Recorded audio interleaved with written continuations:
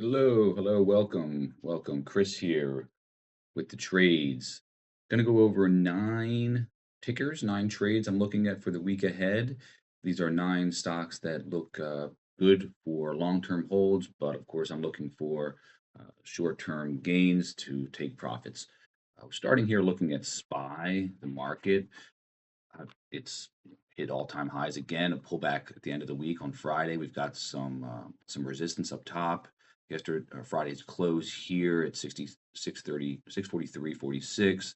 We got a trend from the last 2 days candles here, a trend from the week ahead or the week that passed up here. So we're going to see where we open in the morning. Certainly, if we open flat, be looking to see how it reacts to Friday's close. If it opens higher than it closed on Friday, be looking to see it push up into resistance for a move back down.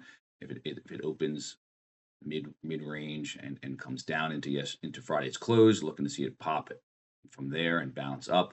Of course, if we gap down, which seems very likely, I would say at this point, if it gaps down below this trend, be looking for it to pop up and for the move back down. Same if it pops up above the trend here and it gaps way up, be looking for it to move back down into this trend and this resistance, which would be support at that point for a move back up.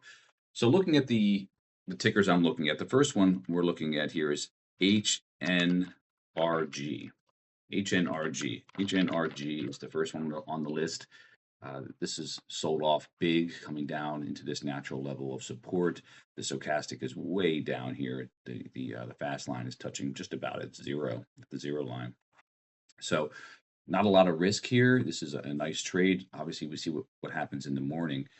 If it gaps way down into this range here, probably not interested. But if it's a flat open or a little bit north of where it closed on Friday, I'd be looking to see it come down into this natural level of support and move back up.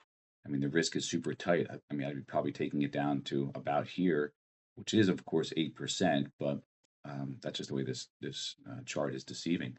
But the move up, if it does want to take us back up into these highs, 18%, 33, it's come up there. It's been up at that point recently. So this is what I'm looking for. This is the kind of thing I'm looking for. I'm looking for a strong company, which this one is. You can see earning beats here. The fundamentals, if you look into it, is strong, and a natural pullback into some level of support, which is what we are looking at here.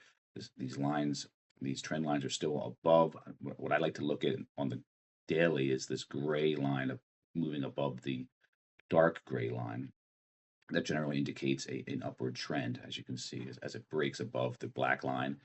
Okay, an upward trend. It's coming down, but it still hasn't broken below the dark gray line, which would be a point where I'd be looking to see that it probably wants to move south. So never know. Obviously, we don't know what's going to happen on Monday. We see where we open, but I like this. This looks real good. I'm interested in that for Monday.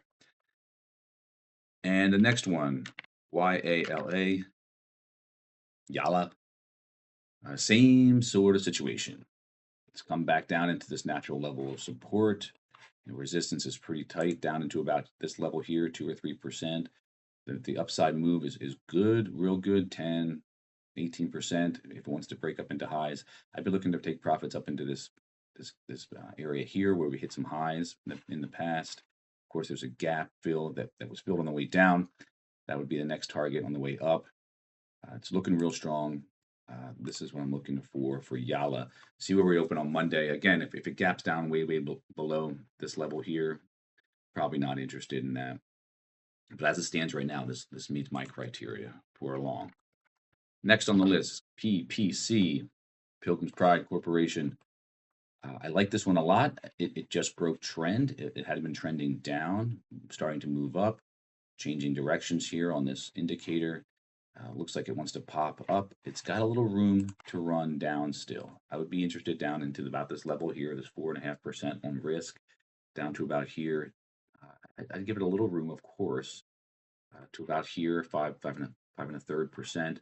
But this looks good for a move back up. It looks like it wants to move up. This candle on Friday, it did get rejected. It did move back down, but it didn't break below Thursday's low. So see where we open on Monday, be a buyer down into this range here is what I'm going to do. And I'm looking for the move back up. Profit-wise, up into here, it's a good 5%. If it wants to break that level, it's really off to the races. It could go 10, 12%. So this one looks real good to me. Next one on the list here on the list is the global uranium ETF. Been moving up. It's been coming back down, finding some support, bouncing, finding some support, bouncing. Both times off of the lows here on the stochastic. It did do the same. It found some support and bounced on Friday. So I'm looking to see this thing continue, like a second day continuation almost. The risk is pretty good, down to about 5-6%. Be a buyer. At least I'm going to be a buyer into this range here. Looking to take profits up into this range, up into here, up into highs. Hold a few. If it does move my direction, hold a few, because at that point it's off to the races for sure. It could just moon from there. All right, next on the list is CDNS. Okay, CDNS. This one I like because the stochastic is down at the very bottom of this range. It's moved down, even though it actually popped and moved up a little bit on Friday, but the stochastic is still pushing down. So a bit of a divergence. We got a bit of a gap here, right? So I'd be looking to see if I want to fill this gap on the way down, which would be just fine. In fact, it'd be perfect because it's still within tolerance for our risk. Because I'm going to be a buyer into this range here, 7-8% on the risk. Taking small stabs at this thing on the way down as it wants to fill this gap. If it does that, I wouldn't be concerned one bit on Monday if it gaps down a little and keeps coming down. In fact, I'd be interested in that to add into the position, and then looking for profits on the way up and up into these highs, 5-6%, 8% even, and then breaks. If it breaks there again, this one very similar. It's off to the races. It's all blue sky above from there. Also looking at Oracle. Okay, Oracle's been moving up a lot, big time. So it hasn't really been a whole lot of opportunities to get in on this move up. As you can see, it broke trend some time ago and it's been moving straight up. However, at this point, especially with this candle here, which was what, Wednesday, and then the move back up, it looks like it's turned. Stochastic's down at the bottom, which is what I want to see. I want to see it come down at this natural level of support within this green range, and that's what we've got. So if you're looking to get into Oracle, and I've been, this would be the opportunity, I would say. Now there's still a bit of a risk here, 6-7%. Probably take it down into this low here, this candle here, this wick from early July. Be looking to go down, take it, be a buyer into this range here, and looking for the move back up, the continuation, just to see if this thing wants to keep trending upwards.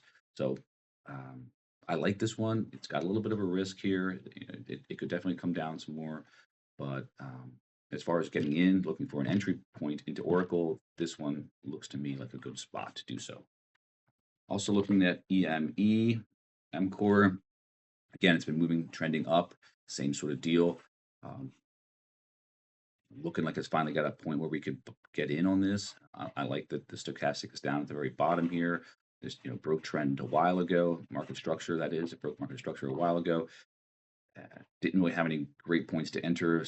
Perhaps back here it would have been a good point. Then we got this gap. So I like this.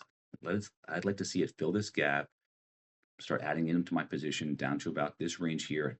Probably say you have to take it down to this wick here, which is real wide. It's 10%. So I'm going to save a little bit of cash to be buying into this range. I'll let it come down to about here, but I'd like to see it fill this gap and move back up into highs. That would be ideal. Next on the list is RTX. Again, kind of a similar situation.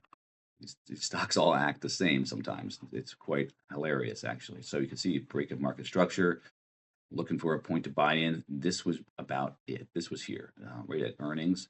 It mooned, dropped back up, real nice. It's coming back down. Still got a range here. Still got a bit of room to run down into support. Probably have to say coming down into this range here would be where I'd be wanting to stop out if it broke below here, just because we got these low wicks back here in the past where it's found some support. Kind of think you got to give it that range at least. So within this green area, for sure, I'm going to be a buyer. I'm going to give it a lot of room to run. And then I'd like to see it continue up from here. And last on the list here is VRT, Vertiv. Really like this one. This is the one I'm really interested in. I think it's got a good upside potential for the future. Really liking this and looking for opportunities to get in. This would be it. The stochastics had dropped big time. It found some support, wicked on Friday and pushed back up, looking for a continuation. Really nice. I really like this. I'd be a buyer down into about this range here. Again, chart's deceiving because it's been moving up so much. And that's 10%, 11%. But the upside is good. Up to high is 15%. Be taking profits up into here, and then save some for the blue sky if it wants to run from there.